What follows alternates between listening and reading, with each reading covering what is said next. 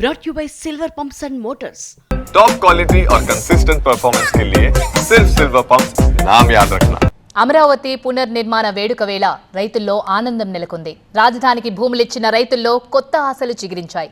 ఈ వేడుక తమ ఇంట్లోని పండుగలా భావిస్తున్నారు రాజధానికి భూములిచ్చిన రైతులు. గత 5 ఏళ్లలో ఎంతో ఇబ్బందులు పడ్డామని రైతులు ఆవేదన వ్యక్తం చేశారు. కూటమి ప్రభుత్వం అధికారంలోకి రావడంతో తమ కష్టాలు తీరుతాయని రైతులు నమ్ముతున్నారు. మరిన్ని వివరాలు మా అసోసియేట్ ఎడిటర్ ఈశ్వర్ అందిస్తారు. అమరావతి రాజధానికి తమ స్థలాలు ఇచ్చిన రైతులు ప్రాంగణానికి చేరుకున్నారు, సభా వేదికకి చేరుకున్నారు.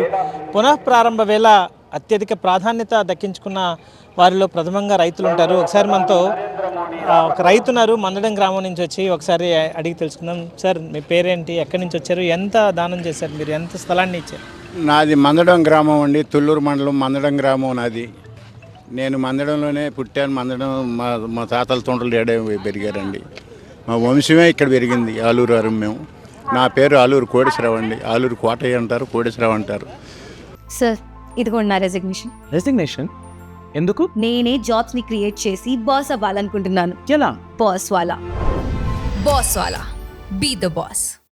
అదే అండి మాకు జరిగింది. ఎంత ఇచ్చారు ల్యాండ్?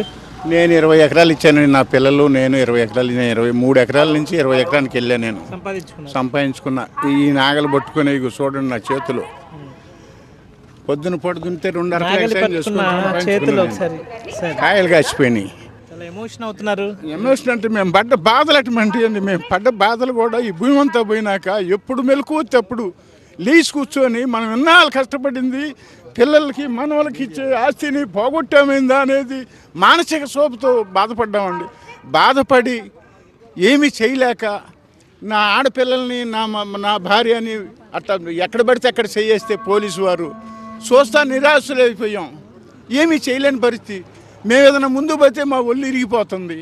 వాళ్ళని అడ్డం పెట్టుకొని అట్టా శాంతి మార్గాన ఎక్కడ గవర్నమెంట్ ఆస్తులు మేము ఎక్కడ దానం చేయకుండా ఆగం చేయకుండా శాంతియుతంగానే ఒక ధర్మాన్ని నమ్ముకొని ముందుకు నడిచామండి. 20 ఎకరాలు ఇవ్వడం పెద్ద విషయం. అంటే అప్పుడేమి మీరేం డిమాండ్ చేశారు? ఇచ్చే టైంలో ఇచ్చారా? మీరు అడగగానే వీళ్ళండి మేము కోరికలు కోరాం.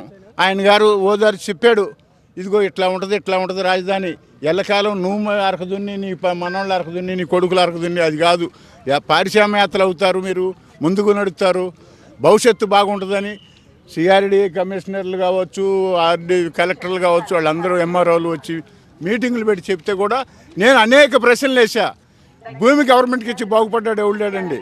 మట్టి భూమి అమ్ముకున్నాడు ఎవడు బాగుపడలేదండి. మేము భూమి ఇవ్వమండి అని చెప్పాం. చెప్పినాక చదువుకున్న వాళ్ళందరూ ముందుకు వెళ్ళిపోయారు. వ్యవసాయదారులు మాబొట్టాడు ఉన్నవాడు మిగిలాడు. మోడీ గారి సంకల్పం ఉంది, చంద్రబాబు గారి సంకల్పం ఉంది, పవన్ కళ్యాణ్ గారి సంకల్పం ఉందండి. వీళ్ళు ముగ్గురు బ్రహ్మ విష్ణు.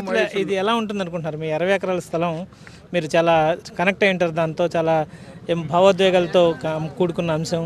ఆ స్థలంలో ఎలాంటి ప్రయోజనాలు చేకూరబోతున్నాయి? చాలా ప్రయోజనాలు మేము ఊహించినంత జరుగుతాయండి. ఇది ఏంటో ఈ అసెంబ్లీ ఈశాన్యం గేట్ నా చేను, ఈశాన్యం గేటే నా చేను. నేను చివరి దాకా పోరాడా ఈయనని. చివరిలో అందరు ఇచ్చినాక నేను ఒక్కడిని ఏం చేస్తా? 10 మంది నడిచిన దారి అవుతుంది కానీ నా ఒక్కడి దారి అవదుగా. నేను కూడా ఇచ్చాం. ఇచ్చినందుకు మా కళలు పండినాయి. కానీ గత 5 ఏళ్ళు మేము పడ్డ కష్టాలు ఈరోజు తీరినాయి అనుకుంటున్నాం. మా కష్టానికి, మేము కోల్పోయిన త్యాగానికి మాకు ఖచ్చితంగా ప్రయోజనం చేకూరుతుందన్న ఆశ ప్రస్తుతం కలుగుతుంది. అట్లాంటి ఖచ్చితంగా భవిష్యత్తులో అందరికీ మేలు జరుగుతుందన్న ఆకాంక్షను ఆయన వ్యక్తం చేస్తున్న నేపథ్యం కనిపిస్తుంది. ఈశ్వర్, TV9 అమరావతి నుంచి.